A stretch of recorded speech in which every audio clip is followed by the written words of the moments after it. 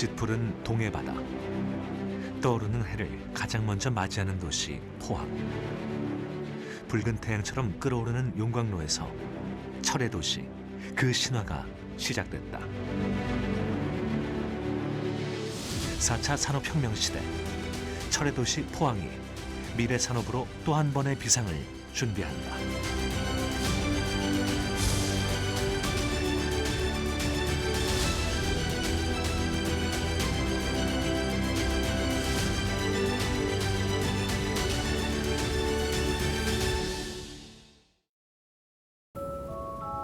이게 정말 은행일까? 카드를 쓸 때마다 해외 주식을 주다니. 은행이 아니라 산타가 아닐까? 내가 알던 은행이 아니다. 토스뱅크. Is that I don't belong to you and you don't belong to me. Hey, freedom, freedom. Freedom doesn't wait. Libre, the original eau de parfum and the new parfum Yves Saint Laurent. 더 가볍게 만나는 버머 차이. 부담 없는 계약금에 이자 지원 혜택까지. 버머의 새로운 중심을 만드는 특별한 가치. 버머 차이. 선착순 분양 중. 2022 경북 도민을 위한 송년 패션 특별 초대전이 12월 15일부터 구미 구미코 컨벤션 센터에서 펼쳐집니다. 롤렉스 시계, 구찌, 프라다, 샤넬 등 해외 명품이 한자리에 나이키 패딩, 카리스마, 목티 오픈 3일간 1일 300장 무조건 9,900원. 신사정장, 숙녀복, 골프웨어, 아웃도어 최대 95% 초특가 할인. 구미 구미코 송년 패션 특별 초대전으로 자신있게 초대합니다. 오늘은 파스타, Yeah, chef. 토마토랑 치즈. Tomato, check. Cheese, check. 또 뭐가 있지? Spring onion. Pa. 와우. We are ready.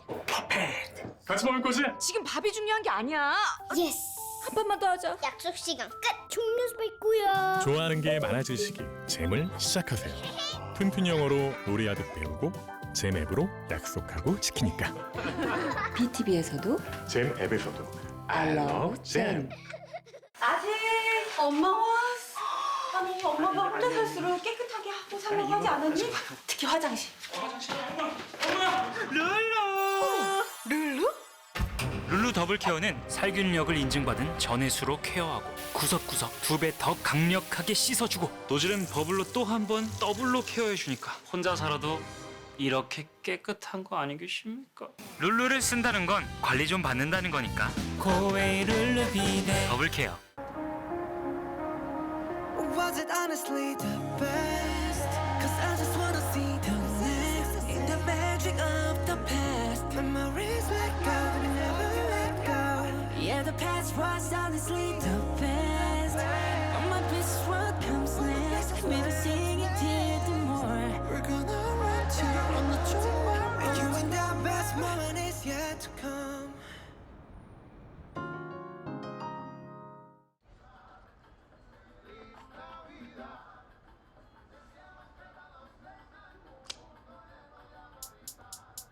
Yo soy mago, desaparezco. Vueltas tan plenas, está muy fuerte como. Mira como todos los niños aquí quieren ser como yo, no como tú. Estoy puso fantasma, solo dices boo. Desaparezco. Está muy fuerte como.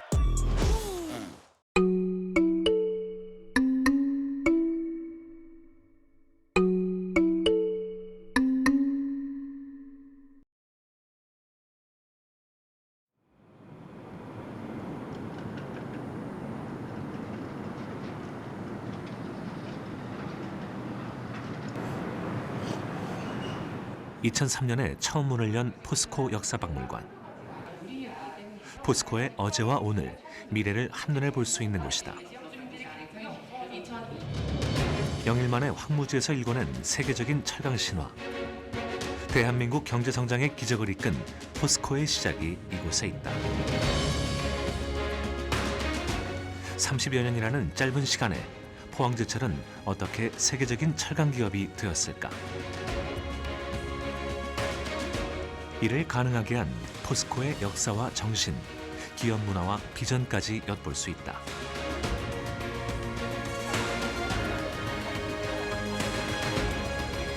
마치 건설 현장 사무소를 그대로 옮겨놓은 것 같은 낡은 건물 하나. 롬멜 하우스다. 네, 이 200제곱미터 규모의 2층 건물은 초기 건설 요원들의 애환이 배어 있는 현장 사무소입니다. 2차 세계대전 당시 사막전의 영웅이라고 불리던 독일 롬멜 장군의 야전사령부와 주변 환경이 비슷하다고 해서 회사에서는 롬멜 하우스라는 애칭으로 불려지고 있으며 포스코 자산 1호입니다. 중공업 기반이라곤 전무했던 1960년대 말.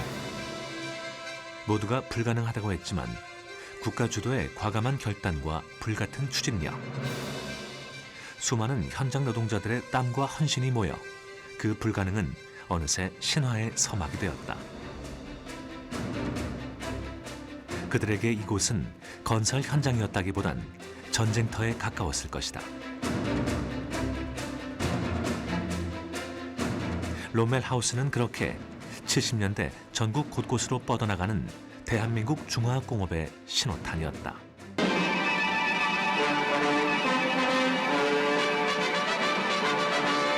연간 103만 톤의 철강을 생산해낼 포항종합시설 공장이 1970년 4월 1일 착공되었습니다.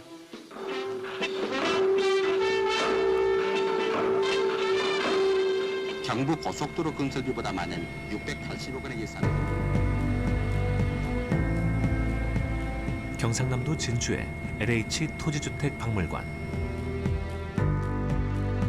이곳에서 의미 깊은 기획 전시가 열리고 있다.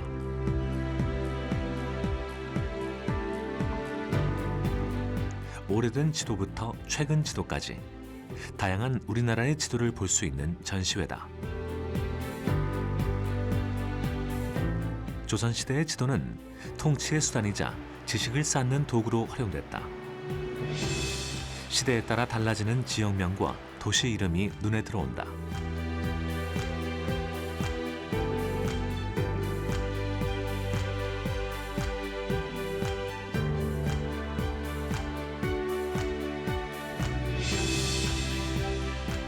근대 지도에는 개항기와 일제강점기라는 정치 경제의 변화가 잘 드러나 있다.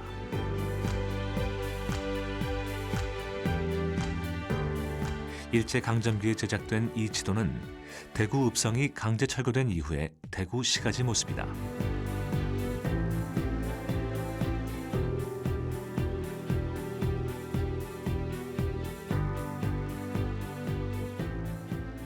그리고 그 가운데에서 오늘날 대한민국 산업경제의 청사진이 된 의미 깊은 두 장의 지도를 만날 수 있다. 바로 경제개발 5개년 계획도다.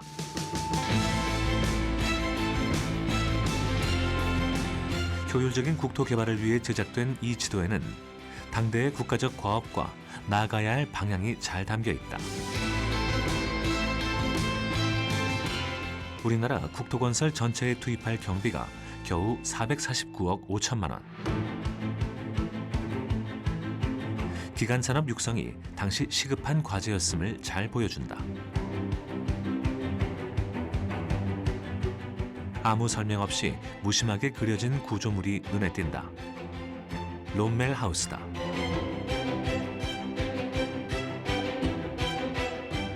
(1967년부터) 시작된 제2차 경제개발 5개년 계획의 목표는 중화공업의 기반을 닦는 것이었다. 경부고속도로가 건설되고 전국 곳곳에 전력을 수급할 발전소가 세워졌다. 그리고 철강, 전자, 조선, 기계, 화학, 비철금속 등을 6대 전략 산업으로 지정하고 바다와 인접한 지역에 산업단지들이 조성되기 시작했다. 이름하여 임해공업단지다. 오늘날 대한민국 경제의 근간을 이루고 있는 산업도시들이 탄생하게 된 것이다. 40여 년이 지난 지금 이 도시들은 어떻게 성장하였을까? 제2차 경제개발 5개년 계획에 따라 울산의 석유화학 산업단지도 정부가 주도해 건설됐다. 최초로 건설된 공장은 나프타 분해 공장이었다. 나프타 분해 공장은 석유에서 석유화학 제품의 원료를 뽑아내는 공장이다. 울산 석유화학단지의 건설은 우리나라가 드디어 석유화학 제품을 생산할 수 있다는 의미이기도 했다. 특히 석유로부터 분리돼 나오는 납사는 화학약품의 원료와 계열 공장 제품의 원료를 제공하게 되는데 우리가 늘 사용하는 의류에서부터 생활 필수품이나 각종 건축 자재에 이르기까지 유용하게 이용됩니다. 이와 같은 석유화학 공업은 선진국만이 개척할 수 있는 것으로 1972년에 건설된 나프타 분해 공장은 2020년 말 48년 만에 가동을 중지했다. 글로벌 시장의 공급 과잉으로 더 이상 수익성이 없었기 때문이다. 그렇다고 울산의 경제가 타격을 입은 것은 아니다. 일찌감치 산업에 다각화해 눈뜬 울산은 세계 최고 수준의 자동차 산업과 조선 산업의 공존으로 여전히 우리나라에서 가장 소득 수준이 높은 산업 도시로 자리매김하고 있다. 물론 그럼에도 불구하고 나름의 고민은 존재한다. 저희 울산으로서는 사실 그런 제조업에 대한 어떤 탄탄한 기반을 가지고 있다는 것 자체가 항상 강점이면서 단점입니다. 너무 제조업의 산업이 편중되어 있다. 그러니까 한마디로 언제까지 생산 기지화하고 거기에 그냥 만족하고 있을래. 산업을 좀 더 다각화하고 그리고 그로 인해서 좀 다양한 직종들이 좀 생기고 그래서 여기에서 크고 자라는 뭐 청년들이 공장만 갈 게 아니고 또 기타 다른 서비스업으로도 가고 우리 울산에서 직업을 가질 수 있도록 그러한 산업 구조로 자꾸 가야 되지 않겠냐라고 지금은 저희들이 계속 고민을 하고 있는 부분입니다.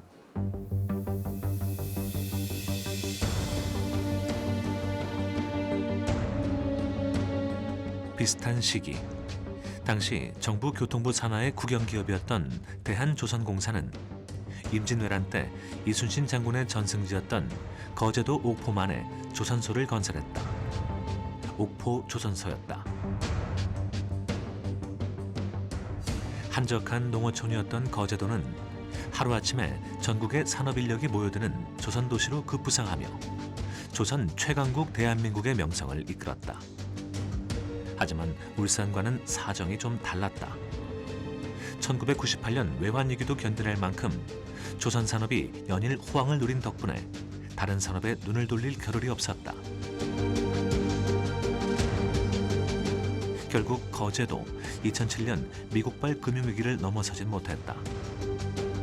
세계 경제가 휘청하면서 선박 수주가 크게 줄고 삼성과 대우조선사의 주력 상품인 해양 플랜트 산업이 급격히 쇠퇴했다. 결과는 가혹했다. 3년 동안 3만 9천 명의 노동자들이 조선소를 떠나야 했고 협력업체 노동자까지 4만 명 이상이 실직했다. 2010년이 되자 불황의 그림자는 거제 지역 전체를 집어삼켰다. 그리고 집을 사고 2, 3년 정도 지났을 때 대우조선 사태가 터지면서 한순간에 집값이 너무 많이 빠지더라고요. 집값이 1억 중반 조금 넘었었는데 대우조선 사태가 터지자마자 1억이 떨어지더라고요. 네, 그러니까 대출을 1억을 조금 넘게 받아서 샀는데 1억이 넘게 떨어지니까 너무 황당했죠, 그 당시에는. 최근 조선산업이 회복세를 타면서 상황은 조금 나아졌지만 한 번 위축된 지역 경제는 쉽게 회복되지 않고 있다. 단일 산업의 흥망성쇠에 따라 지역사회 전체가 흔들리며 위기에 봉착한 것이다. 하나의 산업에 집중된 도시는 그 산업이 위기에 직면했을 때 얼마나 큰 손실로 이어지는지 우리 제조업이 걸어온 역사가 이를 증명하고 있다. 그렇다면 제철, 제강산업으로 성장한 포항은 어떨까?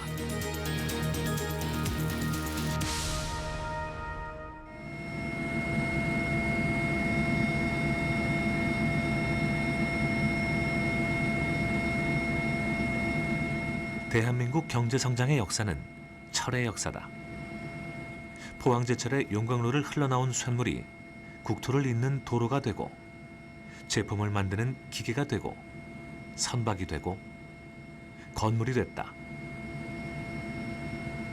하지만 롬멜의 막사에서 살아 돌아온 전사들은 현실에 안주하는 대신 더 먼 미래를 내다보고 있었다.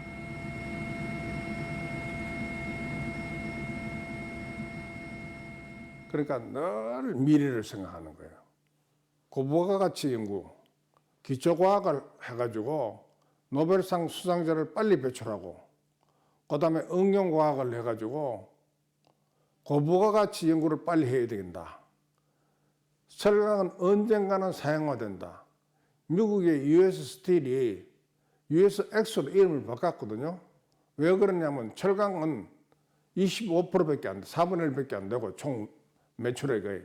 나머지는 뭐 US 오일, 뭐 US 뭐 파이낸싱 뭐 이런 등등 회사 이름은 내가 잘 모르지만 그런 쪽으로 75% 다양화돼 있어요. 그래 포항제철도 언젠가는 이것만 붙잡고 있으면 안 된다 해가지고 연구를 해야 되겠다고 시작한 것이 박태준 회장이고, 박태준 회장이 그걸 어디서 확고하게 결심했냐 하면은 1984년에 미국 캘리포니아 공과대학교 칼텍을 방문했어요.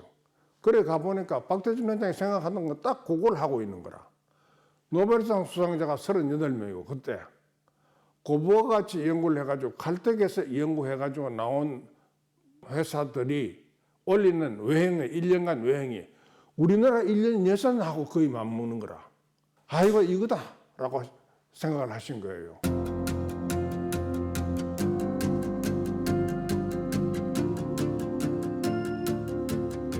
철강인 박태준.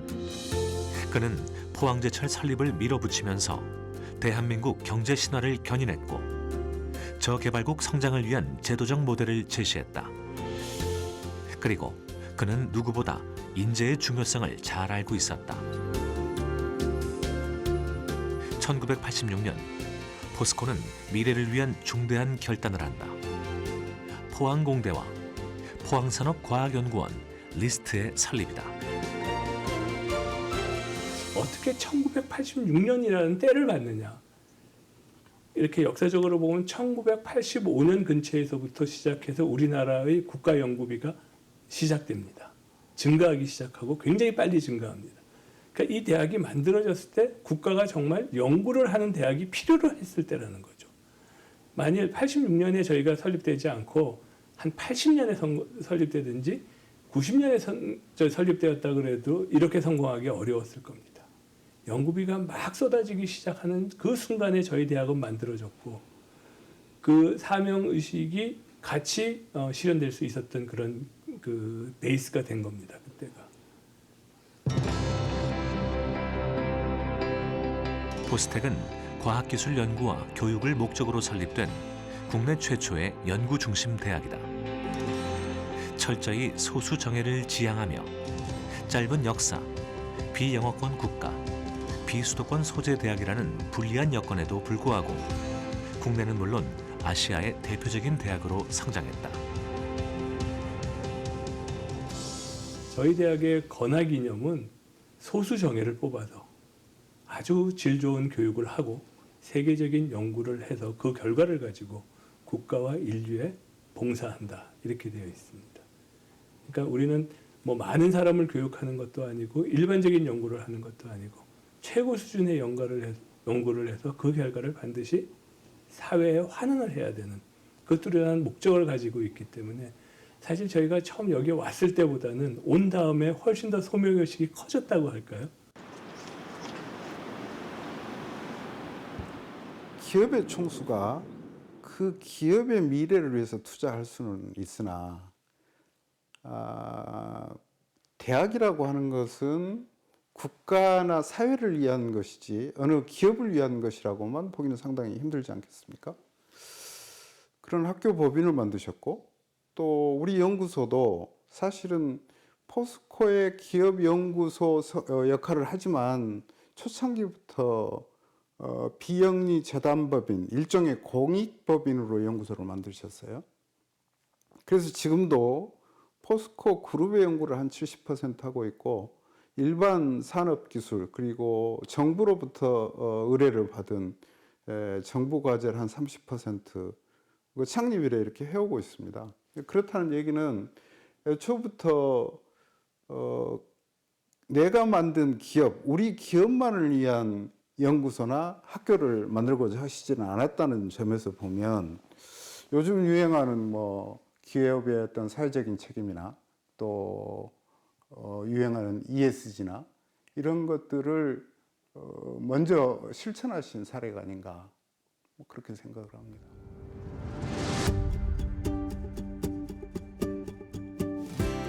포스텍의 설립과 함께 건설된 포항산업과학연구원 리스트 역시 국내 최초의 민간 종합 연구기관이었다. 리스트는 미래 우리 산업계에 필요한 기술 개발에 주력해왔다. 기술 트렌드를 예측하고 기술 융합을 추구하며 실험실에서 성공한 프로세스를 기업 현장에 적용해 사업화하는 데 목표를 두어왔다.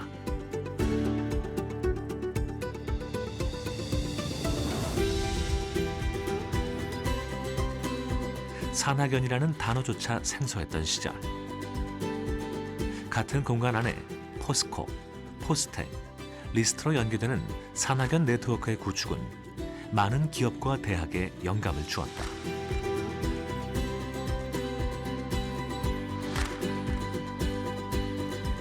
우리나라 기계산업의 70%를 담당하고 있는 창원국가산업단지. 창원국가산업단지 역시 같은 시기에 조성되었다. 2021년 현재 대기업을 중심으로 2만 7천여 개의 기업이 하나의 거대한 공장처럼 서로 연결되어 있다.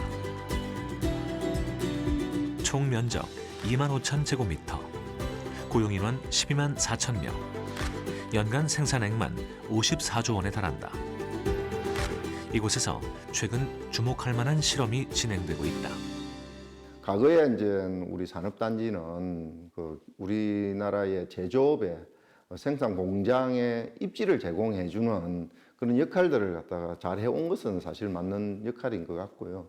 대신에 사실 산업은 산업대로, 또 학교는 학교대로, 연구소는 연구소대로 각자의 어떤 공간적인 부분에서 분리되어서 단절된 그런 역할들을 갖다 수행을 해오다 보니까 이게 앞으로 우리나라의 4차 산업이라든지 큰 산업의 구조 패러다임이 바뀌는 데 있어 가지고 제일 중요한 게 결국에는 인재 부분인데, 인재를 어떻게 양성을 시켜서 하는 부분인데 각자 공간으로 분리된 지역에서의 역할들을 수행할 경우에는 이게 시너지가 사실 없는 부분들이거든요. 그래서 한 공간에 조금 집적시켜서 상호 간에 수시로 소통하고 협력하는 구조가 갖추어진다 그러면은 이제까지의 어떤 각자의 역할들이 배가 돼서 산업단지에 있는 기업들을 지원해 주지 않을까 그 생각을 하고 있고요. 전국적으로는 보면은 한 17개의 산학융합지구가 설치가 되어 있습니다.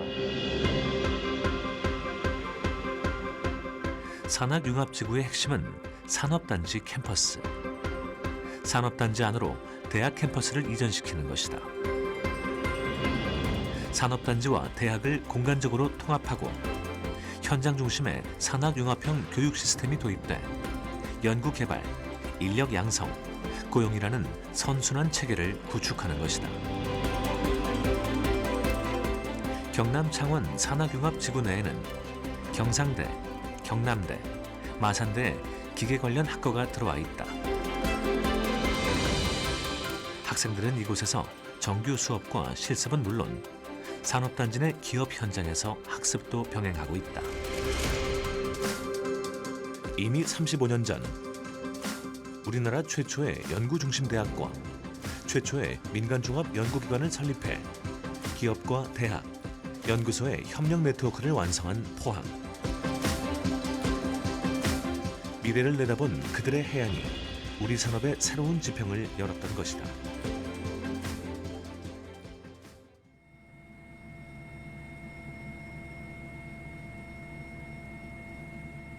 포항제철의 용광로에서 첫 번째 쇳물이 쏟아진 지 40여 년. 대한민국은 선진국 대열에 올랐고 포항은 인구 50만의 탄탄한 경제력을 가진 도시를 유지하고 있다. 하지만 국제사회의 질서는 바뀌고 우려했던 대로 철강 산업은 예전 같지가 않다. 도시 전체의 산업 구조를 재편할 새로운 마스터 플랜이 필요했다. 구원투수를 자처한 것은 포항시였다. 포항시는 먼저 기업과 연구소, 대학들을 찾아가 그들이 직면하고 있는 현실과 요구에 귀를 기울였다. 그리고 포항만이 가지고 있는 장점들을 정리하고 그것들이 미래 신성장 산업들과 가지는 연관성을 하나씩 맞춰 나갔다. 그렇게 해서 나온 결론이 바로 2차 전지, 바이오, 그리고 수소 산업이다. 제가 처음에 와보니까 우리 저기 R&D 단지가 많이 있는데 그 R&D 기관에 대한 관심과 신뢰가 아주 약했어요. 지금 산업은 과거 형태로 이렇게 그냥 한다고 되는 산업이 아니지 않습니까? 세상이 워낙 빨리 가잖아요. 결국은 그 두뇌, 첨단 장비, 첨단 R&D 기관 이런 쪽을 활용했을 때 그게 동력이 나오는 거거든요. 포스텍과 R&D 기관에 집중적으로 예산을 지원하기 시작했습니다. 그리고 그분들이 생각하는 쪽으로 뭐가 필요하고 뭐가 아쉬운가. 또 반대로 제가 그분들에 대해서 푸시도 많이 했습니다. 포스텍 같은 경우는 30년 넘었거든요. 한 35년 정도. 이때까지 많은 국가 돈과 지방정부 돈을 가지고 썼지 않느냐. 그러면 이제는 아웃풋이 나올 때가 됐다. 연구에서 이렇게 세계적인 논문에 실리고 그거로서 난 역할을 다 했다. No. 이제는 그것이 우리나라 경제를 위해서 어떻게 확실하게 현실적으로 기여를 했다. 어떻게 상용화시켰다. 어떻게 제품화시켰다. 그래서 국가 발전이 이런 쪽으로는 돼야 된다 이제는. 포항시는 관련된 조직을 재편하고 중앙 부처들을 찾아다니며 도움을 청했다. 특히 이제 배터리나 바이오 산업, 수소 산업은 그 세계적으로나 우리나라의 각 도시 간에 치열한 경쟁을 펼치다 보니까 상당히 어려운 점이 많이 있었습니다. 그래서 우리 시는 3대 혁신 전략 사업을 중심으로 해서 이걸 꼭 완수하기 위해서 중앙정부나 각 기관 그리고 국회에 밤낮없이 뛰어다녔습니다. 우리 지역의 어떤 역량을 최대한 강조를 해왔습니다만은 또 부족한 부분도 사실 있는 건 사실이거든요. 그래서 전 공무원이 일시단결해서 노력한 결과에 지금 현재 많은 우수한 성과를 거두고 있다는 말씀드리겠습니다. 그다음에 정부에서 나가고자 하는 방향들 있잖아요. 그 정부의 방침을 빨리 선제적으로 캐치하고 거기에 우리가 할 수 있는 역량을 직결시켜서 정부 정책화시키는 게 필요하거든요. 예산을 보면은 덩어리가 이렇게 크고 작게 있는데 작다고 나쁜 게 아니고 크다고 좋은 게 아니거든요. 확장 가능한 예산이 얼마나 들어갔느냐. 예를 들어서 올해 예산이 이 부분이 100억 우리가 확보한 게 있고 이쪽에 1억 확보해도 100억보다 1억이 더 가치 있는 경우가 있습니다. 1억인데 이건 총 예산이 1000억이에요. 1조예요. 이쪽 100억은 200억으로 끝나는 예산이에요. 산업화에 있어서 직접적으로 기여하는 예산이 있고 이거는 지가 쓰고 많은 예산이 소비성의 예산이에요. 그럼 요거 1억을 따야 되는 거거든요. 그래서 그런 것들이 이제 가시화가 되니까 관련된 산업들이 하나씩 이제 추가적으로 생기는 거고. 2021년 11월 포항시 구룡포 일대에 조성된 블루벨리 국가산업단지에서 특별한 준공식이 있었다. 지난 2019년 7월 규제자의 특구로 지정된 경북 배터리 특구는 지난 2년간의 실증을 통해서 폐배터리 성능을 평가하고 재사용, 재활용하기 위한 안전기준 등을 마련하는 한편 니켈, 코발트 등의 희토리 금속을 경제적으로 추출하는 방안도 마련해서 제도 개선의 중요한 자료로 활용될 예정입니다. 포항이 2019년 규제 자유특구 지정 이후에 새로운 탈바꿈하고 있는 것 같습니다. 전국 28개 특구 중에서 가장 많은 투자도 유치하고 그리고 많은 기업들이 포항으로 오고 있는 것 같습니다.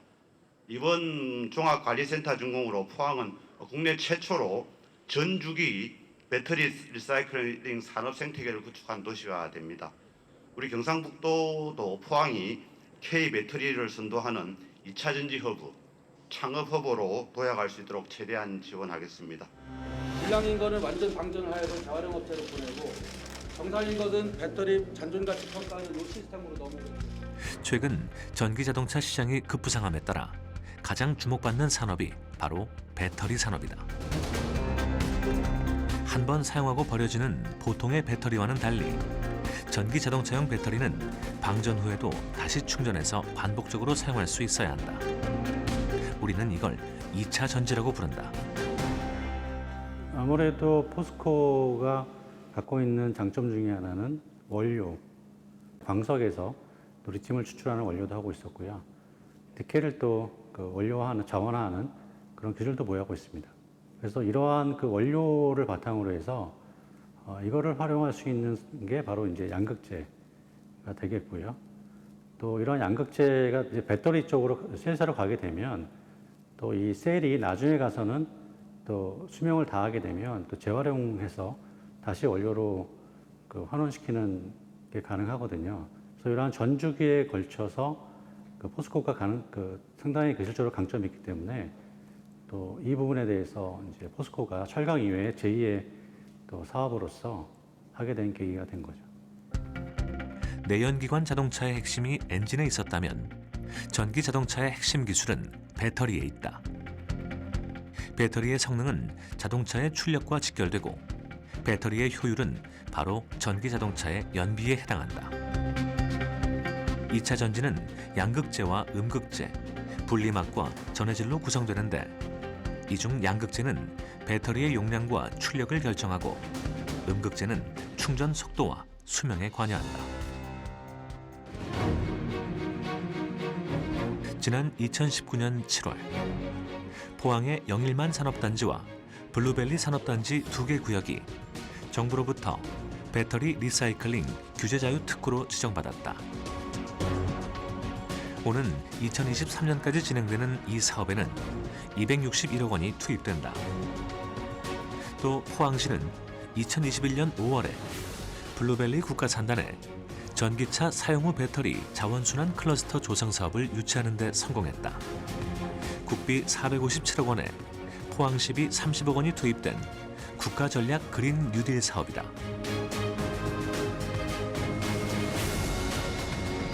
현재 세계 전기차 배터리 시장의 상위 10개 기업 중에서 우리나라 배터리 3사가 35%의 시장 점유율을 기록하고 있지만 이면을 들여다보면 원료가 되는 니켈, 코발트, 망간은 전량 수입에 의존하고 있어 원료의 안정적인 수급이 절실한 실정이다.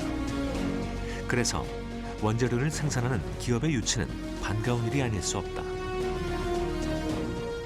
양극재를 국내에서 생산하는 기업이 한 서너 회사가 되는데 그중에서 하이니켈 양극재에 있어서는 거의 세계 최고의 기술력을 확보하고 있습니다. 2차 전기자동차 시장이 저희가 생각하는 것보다 더 빨리 성장하게 됨에 따라서 전기자동차용 양극재가 필요하게 되었고 거기에 가장 앞서 있는 기업이 저희라서 그렇게 되지 않았나 싶네요. 에코프로가 최초로 언론에 생산 공장을 공개했다. 이 회사는 지난 2008년 국내 최초로 하이니켈 양극재 상용화에 성공했다. 하이니켈 양극재란 값비싼 코발트의 비중을 줄이고 니켈 함량을 최고 90%까지 높일 수 있는 양극재를 말한다. 니켈의 비중을 늘리면 전기차의 주행 거리가 늘어난다. 에코프로는 세계에서 유일하게 하이니켈 NCA 양극재와 NCM 양극재를 동시에 생산하는 기업으로 세계 2위의 시장 점유율을 자랑하고 있다.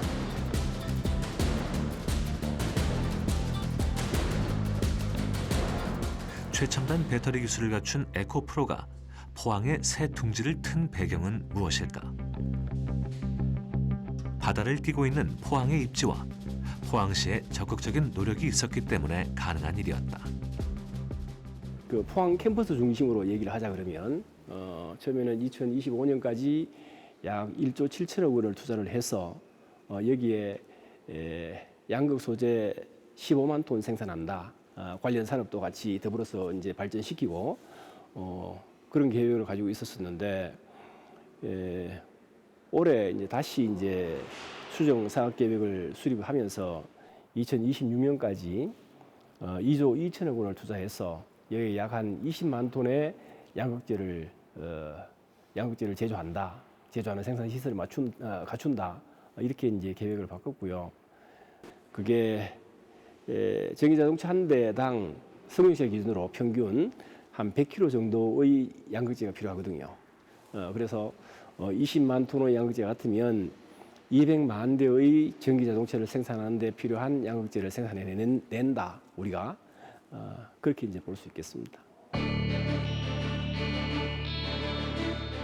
그리고 포항 배터리 산업의 순항에는 빼놓을 수 없는 주역이 있다. 바로 포스텍과 리스트다. 포항 같은 경우는 기본적으로 그 포스텍이라는 대학이 있습니다. 그래서 포스텍에서 기초 연구와 또 포스텍 소재대학원이 생겨서 또 배터리 전문 인력을 양성하고 있고, 또 그러한 또 인력이 공급이 되면 또 리스트라는 기관이 있어. 리스트는 이제 상용화 연구를 많이 하고 있기 때문에 주로 파일럿 플랜트를 이용한 스케일업 연구를 많이 하게 됩니다. 그래서 이러한 스케일업 연구 결과를 바탕으로 또 이 포항에 있는 기업들, 특히 국내 대기업인 포스코 케미칼, 에코프로, 또 최근에 그 GS건설 등이 이제 리사이클 공장 등을 세우면서 어떤 산학연 일체가 아주 잘 구성이 되어 있다고 보여지고요. 또 차세대 연구, 전지 연구로서는 또 가속기 연구를 이용해서 또 어떤 브레이크스루를 낼 수 있는 소재 개발을 해야 되는데, 또 가속기가 또 잘 되어 있기 때문에 이러한 모든 연구를 하나의 그 시에서 할 수 있는 그런 인프라가 잘 구축되어 있다고 보여지고요. 다른 시에 비해서도 훨씬 더 잘 되어 있다고 저는 이렇게 판단하고 있습니다.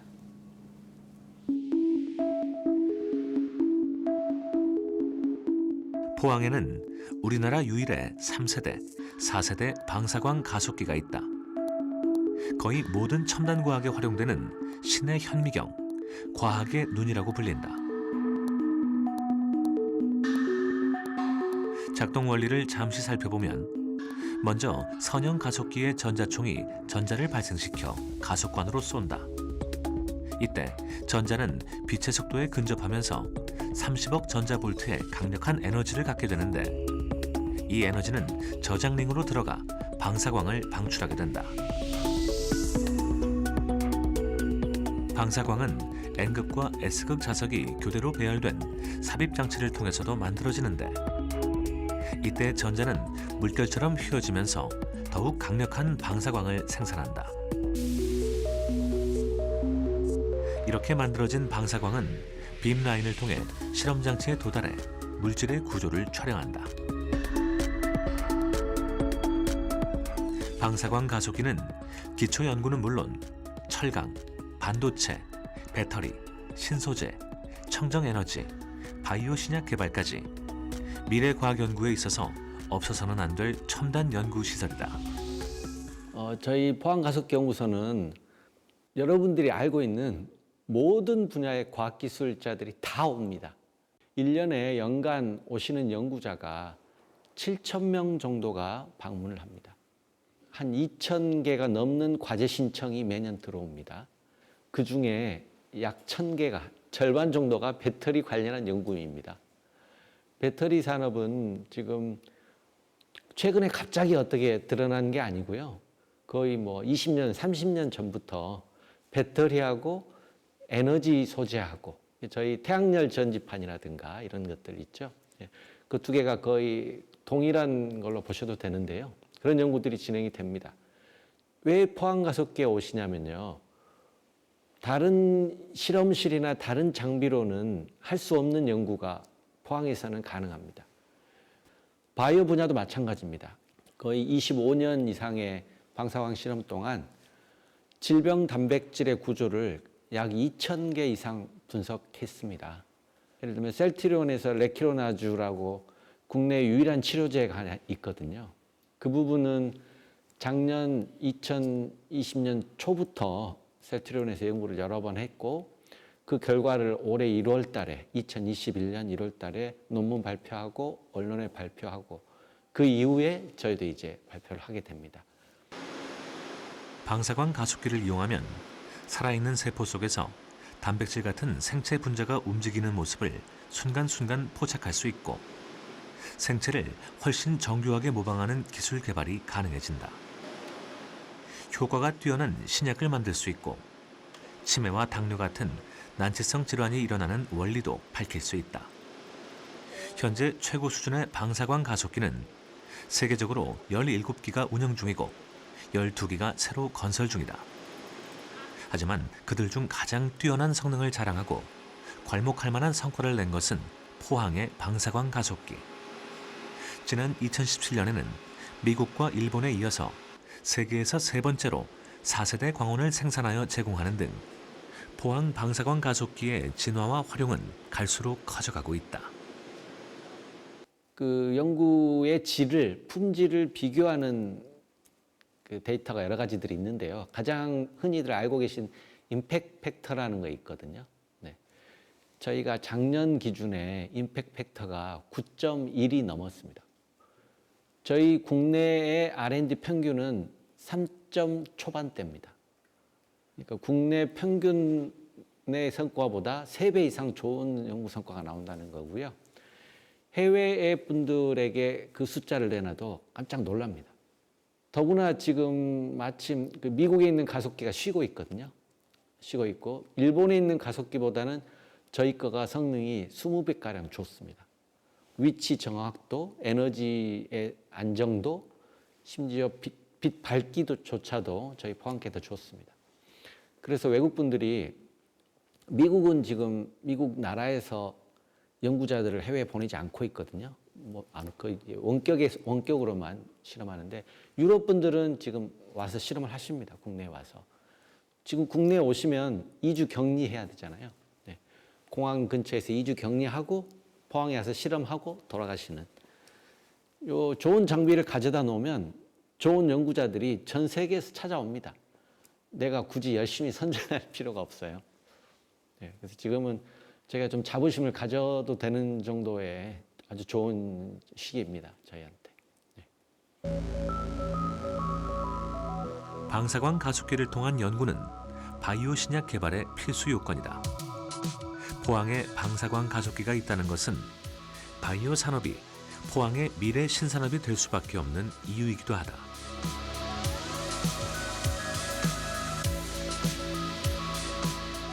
(2021년 9월) 미국과 독일에 이어서 전 세계에서 3개밖에 없는 특별한 연구소가 포항에 문을 열었다.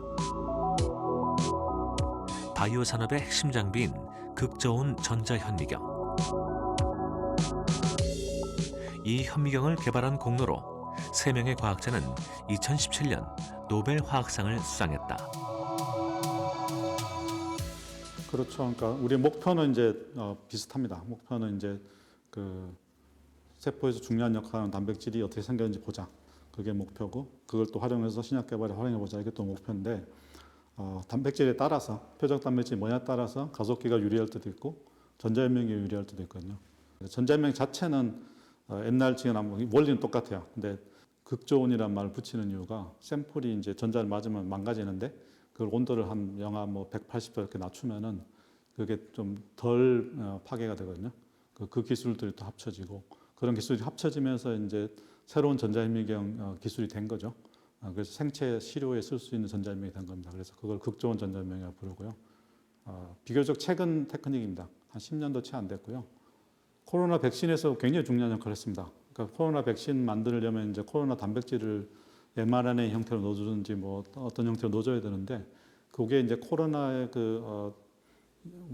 원래 그 단백질을 넣어준 게 아니라 약간 변형시켜서 넣어줬어요. 그렇게 했을 때 효율이 많이 좋아진다는 것을 이 구조로부터 프리딕션 예측을 했고요. 그거를 그대로 적용을 한 겁니다. 현재 세포막 단백질 연구소는 암, 감염성, 대사성, 뇌, 심혈관, 희귀질환 등 6대 중증 질환의 막 단백질 구조와 기능 등을 연구해 항체 의약품과 신약 후보 물질을 개발하는 과제를 진행 중이다. 바이오 연구에 방사광 가속기와 극저온 전자현미경은 서로 보완적이다. 방사광 가속기는 신종플루 치료제 타미플루와 비아그라 등의 신약을 개발하는 데 결정적인 역할을 했지만 세포막 단백질을 결정으로 만들어야 하는 단점이 있었다. 이 단점을 보완한 것이 극저온 전자현미경. 둘의 시너지는 효과 좋은 신약을 더 빠르게 개발할 수 있게 한다. 포항에는 이미 세계 최고의 방사광 가속기가 있다. 여기에 극저온 전자현미경을 갖춘 세포막 단백질 연구소가 설립되면서 포항은 향후 바이오 산업의 추진에 필요한 강력한 엔진을 얻게 됐다.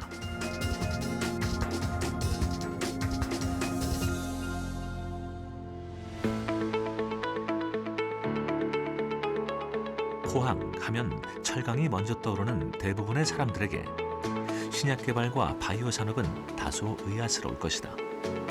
하지만 포항의 바이오 산업 육성은 이미 오래전에 시작됐다.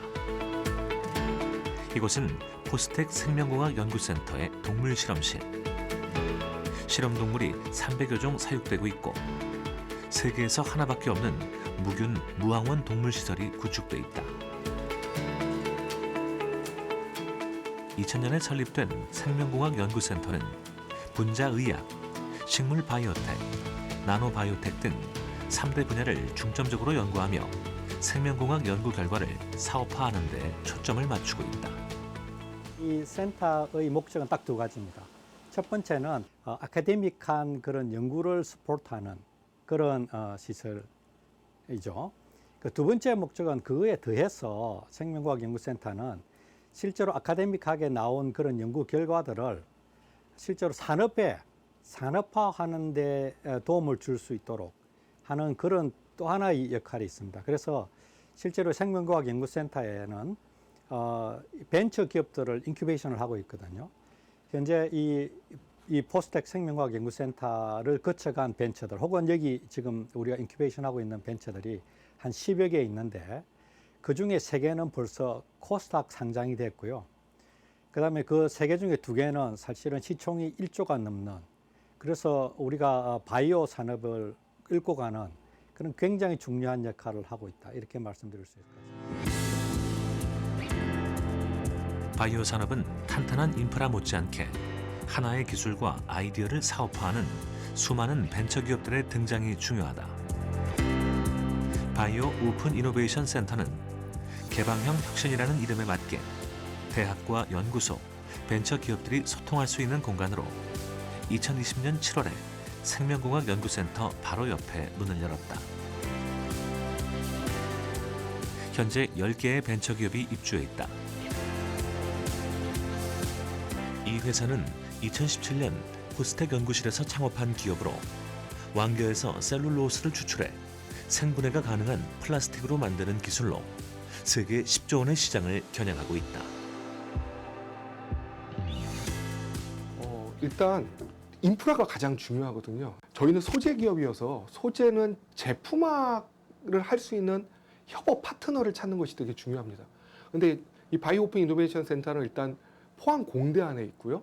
그리고 이 안에는 저희와 같이 협업할 수 있는 다양한 기업들이 이미 존재하기 때문에 협업을 할 수 있는, 다시 말하면 오픈 이노베이션을 할 수 있는 파트너들이 많이 있었기 때문에 들어오게 됐고요. 또 저희가 기술 개발을 하려면 되게 고가의 첨단 장비라든지 그런 아니면 분석 제조 시설 같은 것들이 필요한데 이 주변에는 그런 인프라들이 굉장히 잘 만들어져 있거든요. 때문에 저희는 이제 그런 부분들에 대해서 여러 가지 지원을 받을 수 있어서 굉장히 만족하고 있습니다. 세계 최고 성능의 방사광 가속기와 세포막 단백질 연구소, 세계 유명 대학과 어깨를 나란히 하고 있는 우수한 인재들, 그리고 독보적인 기술로 이미 성공한 기업의 노하우. 이 정도면 머지않는 미래에 인류를 구원할 신약 개발을 포항에서 성공했다는 소식을 기대해 볼 만하지 않을까.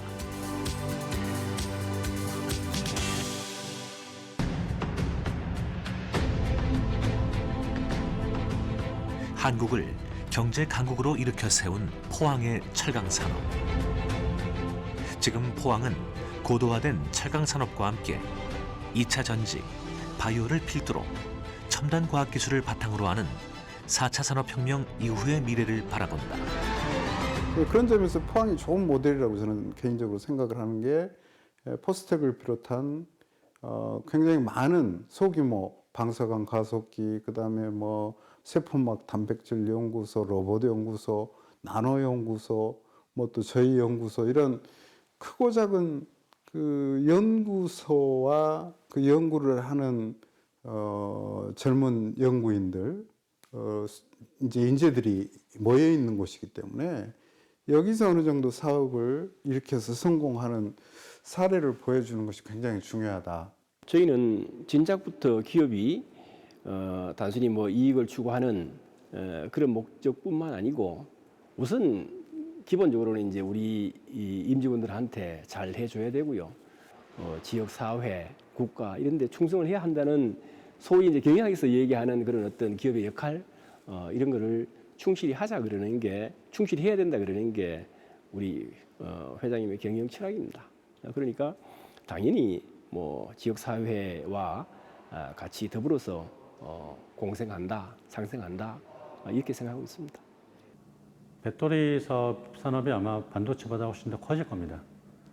중국이 거의 저희들의 어떤 경쟁자가 됐는데 중국을 이기기 위해서는 이런 차세대 배터리나 이런 선행 소재 개발에 정말 투자가 많이 돼야 됩니다. 인력 양성도 굉장히 중요하고 저는 지금이 골든타임이라고 보거든요. 지금 3년 이내에 이거를 전폭적인 투자가 안 되면 아마 3년 후에는 중국에 뒤처질 거라고 보거든요. 그래서 지금 이 골든타임을 가장 우리가 효율적으로 집중적으로 R&D 투자를 해서 기술 개발을 해서 좀 K배터리 위상에 맞게끔 그 선두 주자가 됐으면 좋겠다는 것이 제 바람입니다. 우리가 뭐 반도체나 조선이나 자동차 같은 거는 전 세계에서 우리가 10%를 생산하는 30%를 생산하는 이러고 있습니다. 근데 바이오 헬스 산업은 전 세계의 매출액의 1.5%를 생산하고 있어요. 이게 10%를 넘어가면 반도체나 자동차나 이런 걸 다 팬 것보다도 훨씬 더 많은 부를 창출합니다. 여긴 두 개가 굉장히 좋습니다. 성공의 경험이 있는 도시예요. 포스코라는. 또 하나는 세계 초인류의 기술들이 그래도 있는 도시입니다. 포스텍에. 이 두 개의 그런 것이 조화된다면은 전 세계에서 아주 활약을 할 수 있는 그런 도시가 될 수 있다. 그러려면 대학교 옆에서 발전합니다. 그러니까 미국에 있는 바이오 단지라고 할 수 있는 샌프란시스코나 보스턴이나 뭐 샌디에고 이런 데 보면 전부 좋은 학교를 끼고 있습니다. 좋은 학교 없으면 불가능한 산업인데 다행히 이제 포항은 포스텍이라는 아주 좋은 학교가 있죠. 전국에 뭐 그 정도 좋은 학교 몇 개 없잖아요.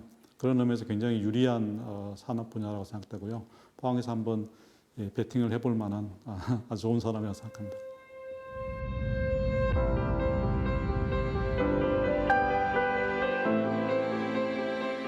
많은 도시들이 변화와 혁신을 부르짖고 있지만 그것들은 한순간에 이루어질 수 없다. 가장 뜨겁고 역동적인 순간에도 현실에 안주하지 않고 30여 년 전의 포항은 그렇게 국가와 인류를 위한 미래를 준비했다. 철의 도시 포항에 뿌려진 희망의 씨앗들은 이제 뿌리를 내리고 본격적인 성장기에 접어들고 있다. 철을 두드려 열어젖힌 영광의 시대에 이어 환경과 인간을 생각하는 미래 신산업으로 도약하는 것. 성공 신화의 도시 포항은 지금 두 번째 영일만의 기적을 꿈꾸고 있다.